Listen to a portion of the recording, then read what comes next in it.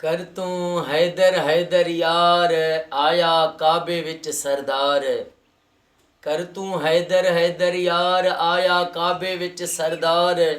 जशन मनाया मौला अली दा थी गया बेड़ा पार। आया काबे विच सरदार। इंशाअल्लाह ताला हर साल वांगुर हिन साल भी 13 रजबुल मुरज्जब जशन मौलूद काबा आमद मौला कायनात मौला अली अलैहिस्सलाम जी आमद जी ख़ुशी में खैरपुर में मल्हाईंदासीं, जंहिंमें मौला अमीर जी मौला सखी जी आमद जी ख़ुशी में 2 करोड़ दुरूद पाक आका करीम हज़रत मोहम्मद मुस्तफ़ा सल्लल्लाहु अलैहि वसल्लम जी बारगाह में पेश कंदासीं।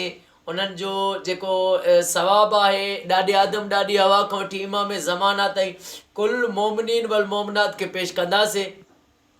ऐं जेको बि मुसलमान मोमिन मुसलमान भाउ या असांजी भेण हिन सवाब में शामिल थियणु चाहे त अॼु खां वठी दुरूद पाक पढ़णु शुरू कयो ऐं जेतिरा लख जेतिरा हज़ार जेतिरा लख दुरूद पाक पढ़ी सघो उहो हिन नंबर ते तादाद SMS करे मोकिलियो। जीअं लिखंदो वञा त 13 रजब ते तव्हां असां सभिनी जो पढ़ियल दुरूद पाक महबूबनि जी बारगाह में पेश कयूं ऐं तव्हां सभिनी जे लाइ दुआऊं घुरूं।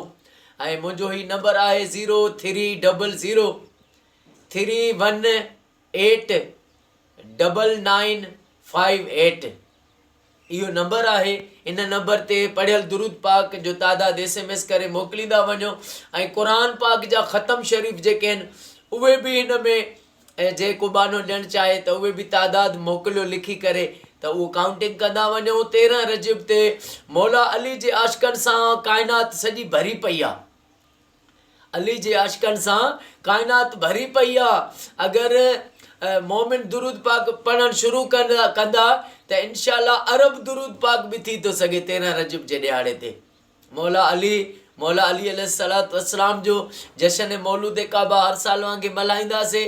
अली अली कंदासीं दिलि ठरी पवंदी। अली अली कंदासीं ऐं सलवातूं पढ़ंदासीं दिलि ठरी पवंदी इंशाअल्लाह ताला।